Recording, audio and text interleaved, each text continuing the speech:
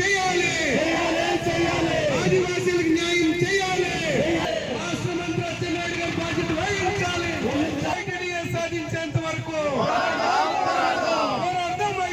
ITDA మంజూరు చేయాలి, ఆదివాసీలకు న్యాయం చేయాలి. ఐటీడీఏ మాకు కావాలి. మెళిపుట్టి కేంద్రంగా ఐటీడీఏ మంజూరు చేయాలి. మెళిపుట్టి కేంద్రంగా ఐటీడీఏ మంజూరు చేయాలి. మెళిపుట్టి కేంద్రంగా ఐటీడీఏ మంజూరు చేయాలి. ఐటీడీఏ సాధనకై పోరాడదాం. ఐటీడీఏ ఇచ్చేంత వరకు పోరాడదాం.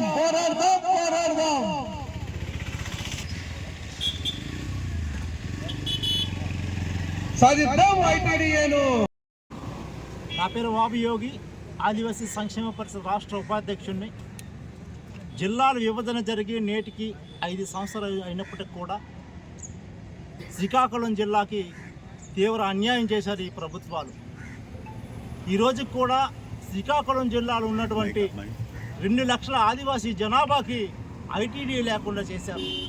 గతంలో ఇదే శ్రీకాకుళం జిల్లాలో పెద్ద ఎత్తున ఉద్యమాలు జరిగితే ఆ ఉద్యమాల మీద ఈ రాష్ట్ర వ్యాప్తంగా 9 ఐటీడీలు ఏర్పడితే, అలాంటిది ఈరోజు శ్రీకాకుళం జిల్లాకి ఐటీడీ లేకుండా చేయడం చాలా దారుణం. ఇప్పుడే గత నుంచి ఏదైతే జిల్లాల విభజన జరిగిందో ఆ విభజన జరిగిన నాటి నుంచి నేటి వరకు 5 సంవత్సరాల నుంచి ఉద్యమాలు చేస్తూ ఉన్నాం. ఇదే చంద్రబాబు నాయుడు గారు పాతపట్నం బహిరంగ సభలో ఈ మా కూటమి ప్రభుత్వం అధికారంలో వచ్చిన వెంటనే మేము ఐటీడీఏ ప్రకటిస్తాం, ఐటీడీఏ ఇస్తామని చెప్పారు. ఈ రోజుకి 20 నెలలు గడుస్తున్నప్పటికి కూడా ఐటీడీ ఊసే మాట్లాడట్లేదు. మేము ఈరోజు శ్రీకాకుళం జిల్లా ధర్నా నుంచి ఈ ప్రభుత్వాలకు ఒకటే తెలియజేస్తూ ఉన్నాం. తక్షణమే ఏదైతే అసెంబ్లీ జరుగుతూ ఉన్నాయో ఈ అసెంబ్లీలో మెళిపుట్టి కేంద్రంగా ఐటీడీఏ నిర్మిస్తామని తీర్మానం చేయాలని మేము డిమాండ్ చేస్తున్నాం. అంతేకాకుండా ఈ జిల్లాలో ఉన్నటువంటి 9 మంది ఎమ్మెల్యేలు కూడా అసెంబ్లీలో ప్రస్తావించాలి. ఈరోజు అసెంబ్లీలో చూసుకున్నట్లయితే లడ్డూ కోసం, హెరిటేజ్ పాలు కోసం మాట్లాడుకుంటున్నారు తప్ప శ్రీకాకుళం జిల్లా ఆదివాసులు ధర్నాలు చేస్తున్నారు, ఉద్యమాలు చేస్తున్నారు. మెళిపుట్టి కేంద్రంగా ఐటీడీఏ కావాలని చెప్పుకోకుండా ఏ ఒక్క ఎమ్మెల్యే కూడా మాట్లాడకపోవడం చాలా సిగ్గుచేటు.